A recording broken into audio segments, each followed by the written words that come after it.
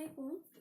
আজ ক্লাস 7 এর লাইফ সায়েন্সের ক্লাসে আজ আমরা ফ্যাট ও ভিটামিন সম্পর্কে আলোচনা করব।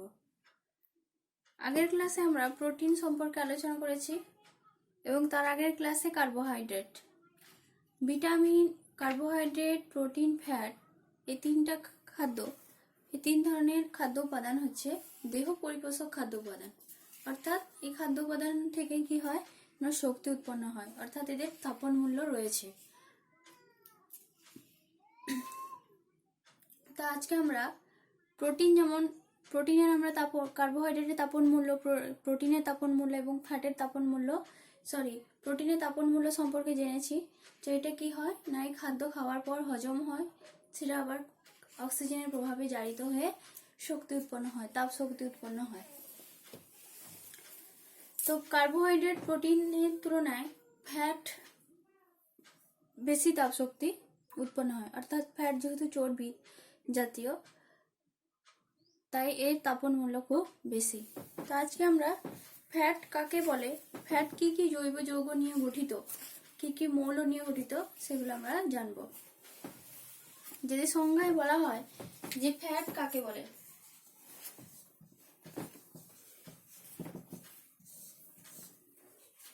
যে কার্বন, হাইড্রোজেন, অক্সিজেন নিয়ে গঠিত জৈব যৌগকে বলা হয় কি ফ্যাট। যেখানে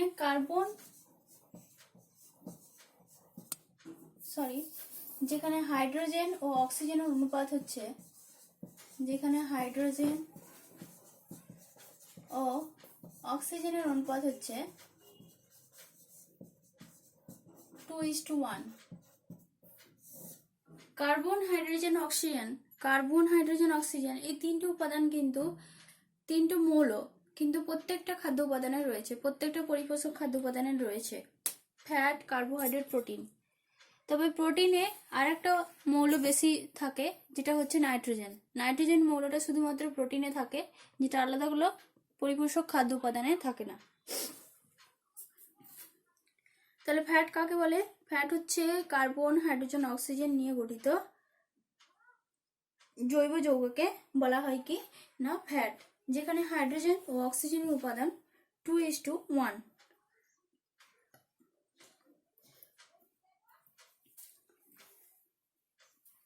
নেক্সট আমরা জানবো যে খাদ্য উৎস সম্পর্কে। ফ্যাট জাতীয় খাদ্য উৎসগুলো কোনগুলো? ফ্যাট জাতীয় খাদ্য উৎসকে আমরা দুভাগে ভাগ করি, একটা হচ্ছে প্রাণীজ উৎস আর একটা হচ্ছে কি না উদ্ভিজ উৎস। তো উদ্ভিজ উৎসগুলো কি কি না, উদ্ভিজ উৎস হচ্ছে বিভিন্ন বীজ জাতীয় ফল, যেমন বিভিন্ন ধরনের বীজ, যেমন নারকেল, তারপরে কাঁঠাল, বাদাম, কাজু বাদাম, তো এগুলো থেকে উদ্ভিজ ফ্যাট পাওয়া যায়। নারকেল, কাঁঠাল, তারপর ডাল, আটা, গোলমরিচ, জোয়ান,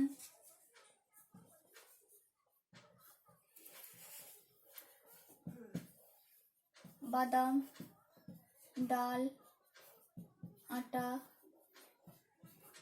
গোলমরিচ ইত্যাদি।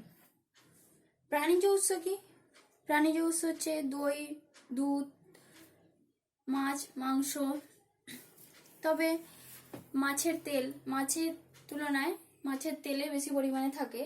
তবে মাছ হচ্ছে প্রোটিন জাতীয় খাবারের, মাছে প্রচুর পরিমাণে প্রোটিন থাকে, অর্থাৎ প্রোটিনের উৎকৃষ্ট উৎস।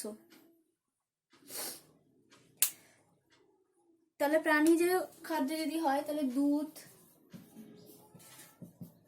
মাংস, মাছের তেল ইত্যাদি, এগুলো হচ্ছে প্রাণীজ ফ্যাট জাতীয় উৎস।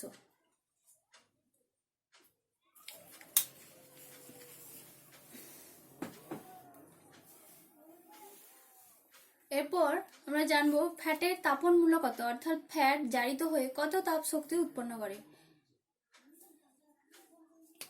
ফ্যাটের তাপন মূল্য কত?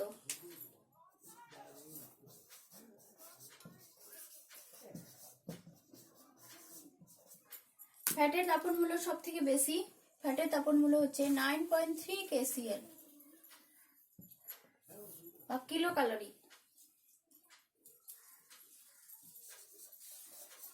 ফ্যাটে জারিত হয়ে যে সরল অণুটা উৎপন্ন হয়,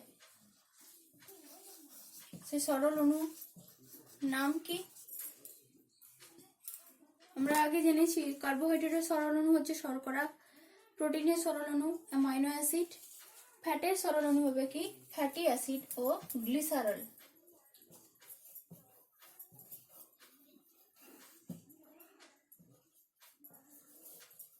ফ্যাটটা ভেঙে কি হয় না ফ্যাটি অ্যাসিড ও গ্লিসারল উৎপন্ন হয়। ফ্যাটি অ্যাসিড ও গ্লিসারল হচ্ছে ফ্যাটের সরল অণু।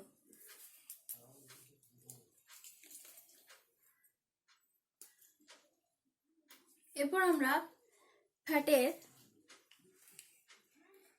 গুরুত্ব সম্পর্কে জানব।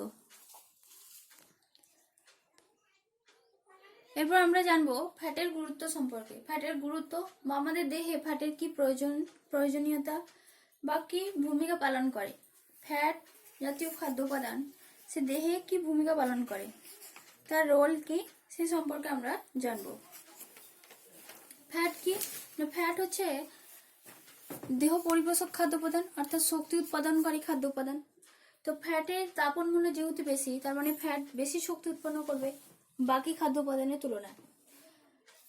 ফ্যাট জাতীয় খাদ্য থেকে আমরা দেহে প্রায় বেশি শক্তি পাই। তবে আমরা ফ্যাট জাতীয় খাদ্য বেশি গ্রহণ করি না, সব থেকে বেশি গ্রহণ করি কার্বোহাইড্রেট জাতীয় খাদ্য। তাই কার্বোহাইড্রেট জাতীয় খাদ্য থেকে আমরা বেশি শক্তি পাই, প্রায় 80% শক্তি, এবং ফ্যাট জাতীয় খাদ্য থেকে প্রায় 25% শক্তি আমরা পাই। ফ্যাট তাহলে কি করে না ফ্যাট শক্তি উৎপাদনে বিশেষ ভূমিকা পালন করে।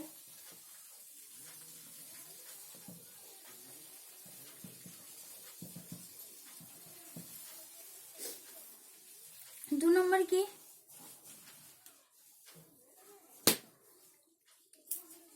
ফ্যাট বিভিন্ন অঙ্গ গঠনে, যেমন মস্তিষ্কের শ্বেত বস্তু, স্নায়ু কোষের বিভিন্ন আবরণ গঠনে ফ্যাট বিশেষ ভূমিকা পালন করে। বিভিন্ন অঙ্গের আবরণ গঠনে, অঙ্গ গঠনে ফ্যাট বিশেষ ভূমিকা পালন করে।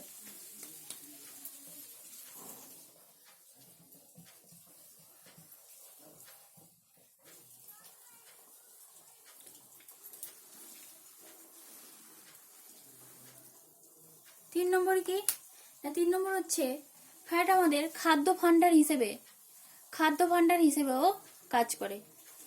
ফ্যাট থেকে আমরা অধিক পরিমাণে শক্তি পাই, এবং ফ্যাট জাতীয় খাবার কি হয় না মেদ বা চর্বি হিসেবে, প্রাণী দেহে মেদ বা চর্বি হিসেবে সঞ্চিত হয়ে যায়, যেটা পরে দেহে যদি খাদ্যের অভাব থাকে তাহলে সেখান থেকে শক্তি সরবরাহ হয়। সঞ্চিত ফ্যাট থেকে, সঞ্চিত চর্বি থেকে খাদ্য সরবরাহ হয়। বিশেষ করে উপবাসকালে ফ্যাট জাতীয় খাদ্য সরবরাহ হয়। যখন আমরা খাবার খাই না তখন যে সঞ্চিত চর্বি থেকে সেখান থেকে কি হয় না শক্তি সরবরাহ হয়। তার মানে খাদ্য ভাণ্ডার হিসেবেও কাজ করে।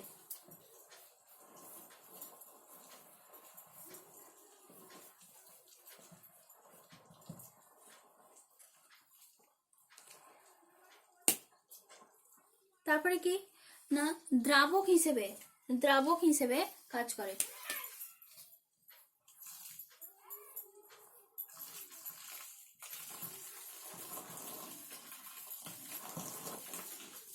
দ্রাবক কি না দ্রাবক হচ্ছে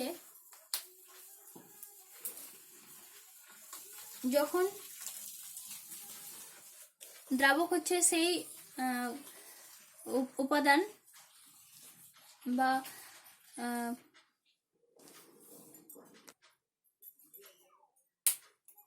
দ্রাবক হচ্ছে দ্রবণের একটা অংশ, যে অংশতে কি হয় না দ্রাব যেখানে মিলিত হয়ে দ্রবণ তৈরি করে সেটাই হচ্ছে দ্রাবক। অর্থাৎ যেখানে দ্রাব হচ্ছে কঠিন বস্তু বা আলাদা কোনো বেশি ঘনত্ব গাঢ়ত্বযুক্ত বস্তু, যেটা কি হয় না দ্রাবকের সাথে তুলনামূলক কম গাঢ়ত্ব বস্তুর সাথে মিলিত হয়ে যে দ্রবণটা তৈরি করে তাকে বলা হয় কি দ্রাবক।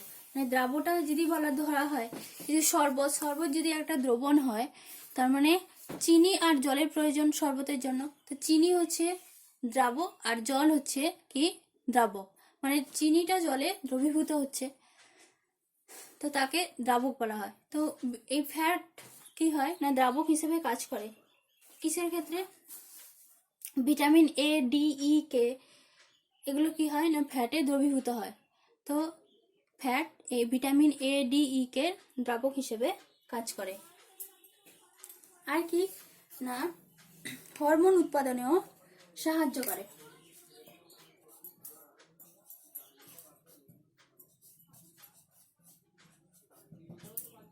কোলেস্টেরল, কোলেস্টেরল থেকে উৎপন্ন কোলেস্টেরল আর ফ্যাট অংশ।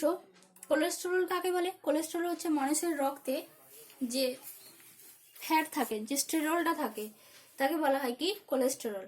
আমাদের রক্তে প্রায় 100 মিলিলিটার রক্তে 150 থেকে 200 mg কি থাকে? কোলেস্টেরল থাকে। তো এই কোলেস্টেরল থেকে যে উৎপন্ন হরমোন যেমন ইস্ট্রোজেন, টেস্টোস্টেরন, তো এই হরমোনগুলো উৎপাদনে এবং ভিটামিন ডি উৎপাদনে সাহায্য করে।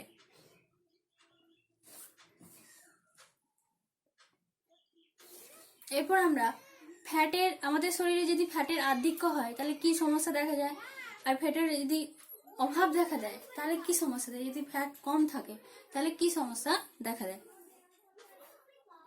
আর কি করে, আরেকটা ভূমিকা রয়েছে, ফ্যাট কি করে না দেহের তাপ নিয়ন্ত্রণে বিশেষ ভূমিকা পালন করে। তাপ নিয়ন্ত্রণে, আমাদের দেহে তাপ নিয়ন্ত্রণে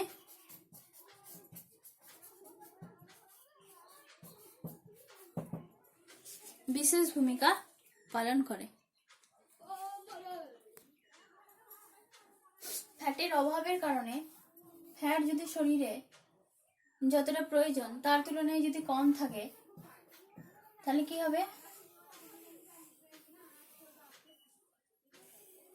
যে আমাদের বিভিন্ন অঙ্গের যে আবরণ সেটা সঠিকভাবে সুগঠিত হবে না, এবং কি হবে না আমাদের দেহে যে তাপ নিয়ন্ত্রণ ব্যবস্থা সেটা ব্যাহত হয়ে যাবে, এবং ত্বকের যে উজ্জ্বলতা সেটা নষ্ট হয়ে যায়। ফ্যাটের আধিক্যের ফলে কি হয়, ফ্যাটের যদি স্বাভাবিকের তুলনায় যদি ফ্যাট বেশি হয়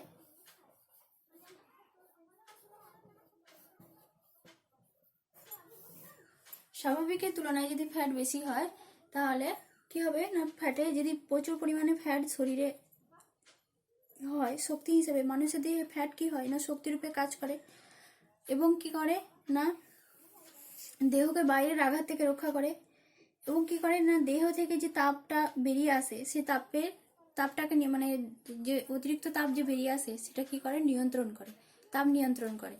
কিন্তু যদি বেশি হয়ে যায় তাহলে কি হয় না শরীরে অতিরিক্ত ফ্যাট কি হয় না জমা হয়, কোথায় কোথায় হৃৎপিণ্ড, রক্তনালী, যকৃৎ এগুলোতে জমা হয়। এগুলোতে জমা হয়ে কি হয় নানা রকমের সমস্যা দেখা দেয়। যেমন কোলেস্টেরলের পরিমাণ অধিক হয়ে যায়, ফলে কি হয় যে রক্তনালীটা, রক্ত যেখানে রক্ত প্রবাহিত হয় সেই রক্তনালীটা আরো সংকুচিত হয়ে যায়, ফলে কি হয় রক্ত প্রবাহ হতে অসুবিধা হয়, এবং সেটা মানে আমাদের হৃৎপিণ্ড থেকে রক্ত সংবাহিত হয় আবার হৃৎপিণ্ডে আসে, তো এই হৃৎপিণ্ড রক্ত চলাচলে অসুবিধা দেখা দেয়। এতে কি হয় যে রক্তনালীর যে অসুবিধা দেখা দেয়, অর্থাৎ রক্তনালী যখন পুরু হয়ে যায় এখানে একটা রোগ দেখা যায় যেটাকে বলা হয় কি অধিক কোলেস্টেরল আধিক্যের ফলে কি হয় না রক্তনালী সংকুচিত হয়ে যায়, যেটাকে বলা হয়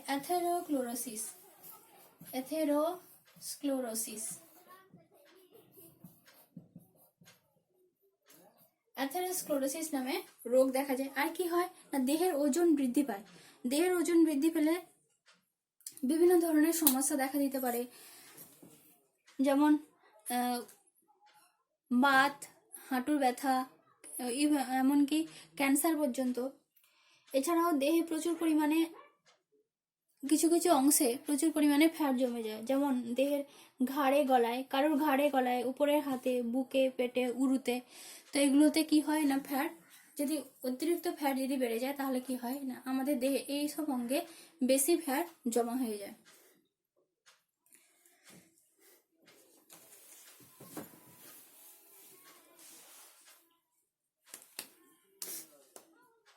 নেক্সট আমরা জানবো ভিটামিন সম্পর্কে। তোমাদের যে ফ্যাট পড়ালাম, তো ফ্যাটটা তোমরা নোট আকারে লিখবে, তার সাথে সাথে আমি প্রশ্ন পরপর প্রশ্ন বলে দিচ্ছি, সেই প্রশ্ন হিসাবে উত্তরগুলো তোমরা লিখবে। যেমন হচ্ছে ফ্যাট কাকে বলে?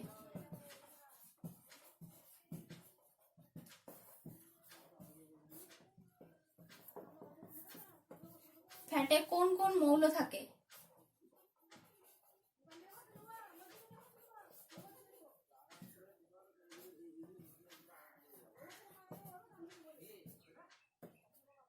ফ্যাটের খাদ্য উৎসগুলি লেখো।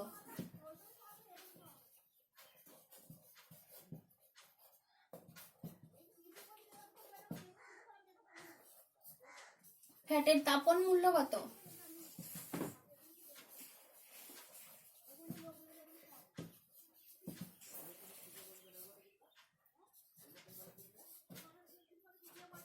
ফ্যাটের সরল অণুর নাম কি?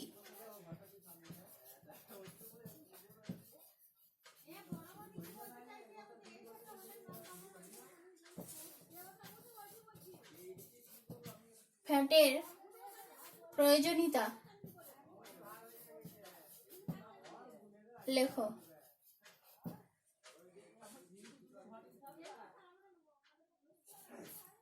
ফ্যাট আমাদের শরীরে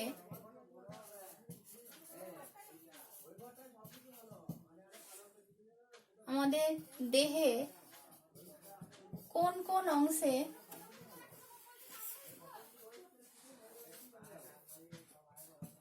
সঞ্চিত হয়?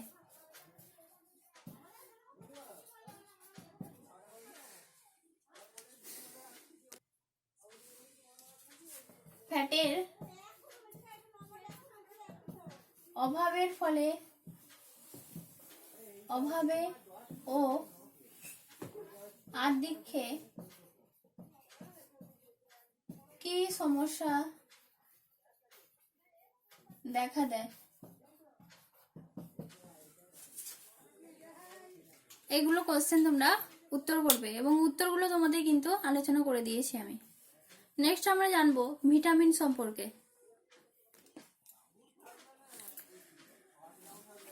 এরপর আমরা ভিটামিন বা একে ভাইটামিন বা খাদ্য প্রাণ বলে। বিজ্ঞানী লুনিন 1881 খ্রিস্টাব্দে তিনি প্রথম লক্ষ্য করেন যে আমরা যে খাদ্যগুলো গ্রহণ করি সেটা কার্বোহাইড্রেট, ফ্যাট আর প্রোটিন জাতীয় খাদ্য। তো কার্বোহাইড্রেট, প্রোটিন, ফ্যাট জাতীয় খাদ্য খাওয়া সত্ত্বেও আমাদের দেহে যেন কিছু অভাব থেকে যাচ্ছে, পুষ্টির অভাব হচ্ছে, বৃদ্ধি ব্যাহত হচ্ছে। তো এগুলো কেন হচ্ছে? তো এই মানে এইগুলো খাবার গ্রহণ করা সত্ত্বেও আমাদের এগুলো অসুবিধা দেখা দিচ্ছে। তো বিজ্ঞানী লুনিন তিনি প্রথমেই লক্ষ্য করেন যে কিছু খাদ্য উপাদান রয়েছে যেগুলো এগুলোর সাথে থাকলে সেগুলো মানে অনুঘটক রূপে কাজ করে, সেগুলোকে বাড়িয়ে দেয়, অর্থাৎ বৃদ্ধি, পুষ্টি এগুলোকে বাড়িয়ে দেয়। তো বিজ্ঞানী হপকিন্স তিনি এই খাদ্য উপাদান, যেটা ভিটামিন জাতীয় খাদ্য উপাদান, যেটা কি হয় না, এই খাদ্য উপাদানকে তিনি প্রথম আবিষ্কার করেন এবং তিনি এই সব খাদ্যের সাথে মিলিয়ে দেখেন যে এগুলোর প্রোটিন, ফ্যাট এবং কার্বোহাইড্রেট জাতীয় খাদ্য উপাদান এর সাথে এই খাদ্য উপাদান মিশ্রিত হলে কি হচ্ছে না, পুষ্টি বৃদ্ধি আরো ভালো হচ্ছে। তো এই খাদ্য উপাদানকে তিনি নাম দেন কি অত্যাবশ্যকীয় সহায়ক খাদ্য উপাদান। পরে বিজ্ঞানী ক্যাসিমির ফ্র্যাঙ্ক তিনি এই খাদ্য উপাদানকে ভিটামিন হিসেবে নাম দেন। তো এটা একটা বিশেষ খাদ্য উপাদান, অর্থাৎ ভিটামিন যদি সংজ্ঞা হিসেবে বলা হয় তাহলে কি বিশেষ খাদ্য উপাদান, যে খাদ্য উপাদান কি হয় না খাদ্যতে স্বাভাবিক পরিমাণে মিশ্রিত হয়ে স্বাভাবিক পরিমাণে থেকে দেহে স্বাভাবিক বৃদ্ধি, পুষ্টিতে সাহায্য করে এবং তার সাথে সাথে কি করে রোগ প্রতিরোধ ক্ষমতা গড়ে তোলে। কিন্তু এই খাদ্য উপাদান থেকে কি হয়, শক্তি উৎপন্ন হয় না। তার মানে কি না, এই ভিটামিনের কোনো তাপন মূল্য নেই, ভিটামিন কোনো ক্যালোরি উৎপন্ন করে না। এরা কি করে সরাসরি খাদ্যের সাথে মিশ্রিত হয়ে খাদ্যের যে গুণটাকে সেটাকে বাড়িয়ে তোলে এবং যার অভাবে দেহে বিভিন্ন রোগ লক্ষণ আর মানে যেগুলোর অভাবে অর্থাৎ এই ভিটামিনের অভাবে দেহে বিভিন্ন রোগ লক্ষণ প্রকাশ পায় তাকে খাদ্যপ্রাণ বা ভিটামিন বলে। তার মানে কি এই ভিটামিনের কি বৈশিষ্ট্য?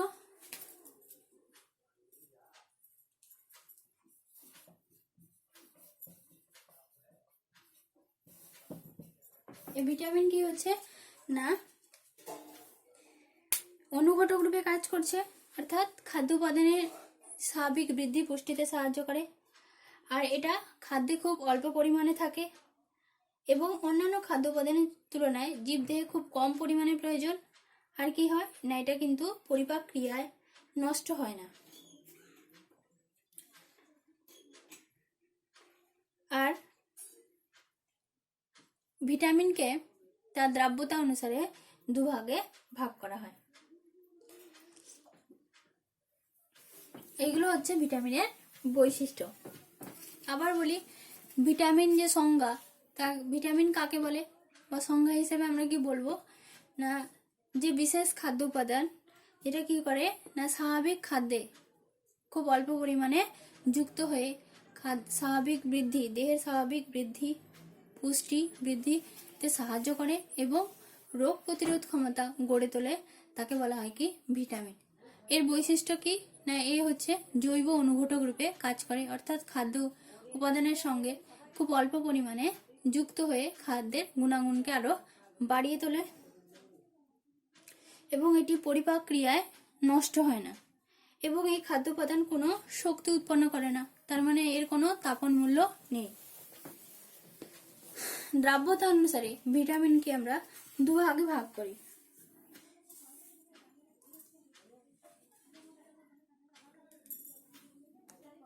দ্রাব্যতা অনুসারে ভিটামিনকে দুই ভাগে ভাগ করা হয়। একটা হচ্ছে তেলে বা ফ্যাটে দ্রাব্য, তেলে বা ফ্যাটে দ্রাব্য ভিটামিন,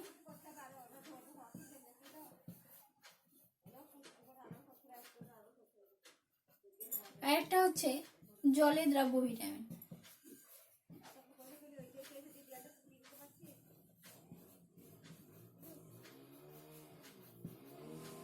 তেলে বা ফ্যাটের দ্রাব্য ভিটামিন গুলো কি কি না এ ডি ই কে, তেলে বা ফ্যাটে দ্রাব্য ভিটামিন। আর জলে দ্রাব্য ভিটামিন গুলো কি কি না ভিটামিন বি কমপ্লেক্স, মানে ভিটামিনের সবে বি ওয়ান থেকে শুরু করে বি12 পর্যন্ত তাদেরকে একসাথে বলা হয় কি ভিটামিন বি কমপ্লেক্স। আর ভিটামিন সি, এগুলো হচ্ছে জলে দ্রব্য ভিটামিন।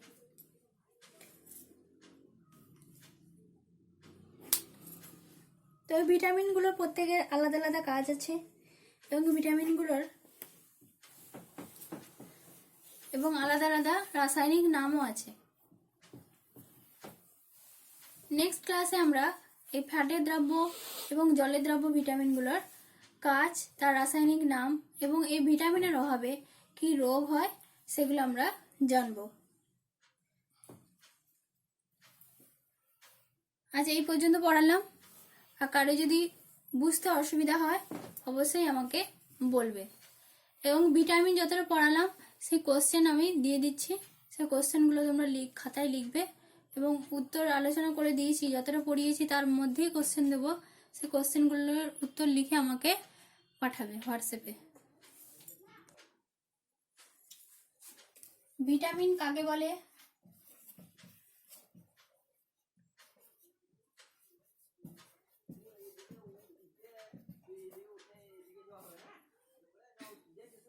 দ্রাব্যতা অনুসারে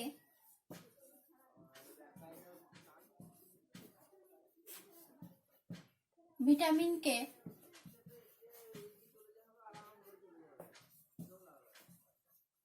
কয় ভাগে ভাগ করা হয়?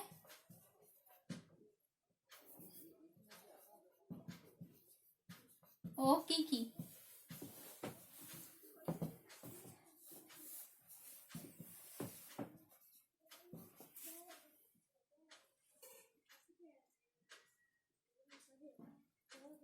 ভিটামিনকে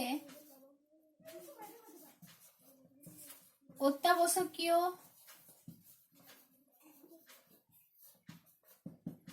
সহায়ক উপাদান হিসেবে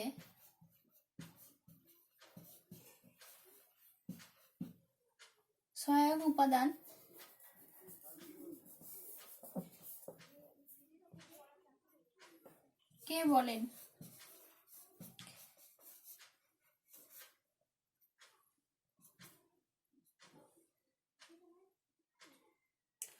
বিজ্ঞানী হপকিন্স।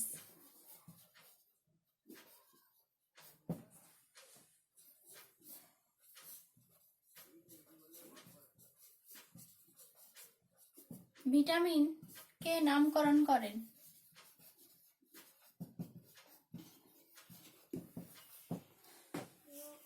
আমাদের বইতে আছে বিজ্ঞানী ক্যাসিমির ফ্রাঙ্ক। বিজ্ঞানী ক্যাসিমির ফ্রাঙ্ক ভিটামিনকে নামকরণ করেন বিজ্ঞানী ক্যাসিমির ফ্রাঙ্ক। ঠিক আছে, অসুবিধা হলে অবশ্যই বলবে আমাকে এবং এই প্রশ্নের উত্তরগুলো করে আমাকে দেখাবে।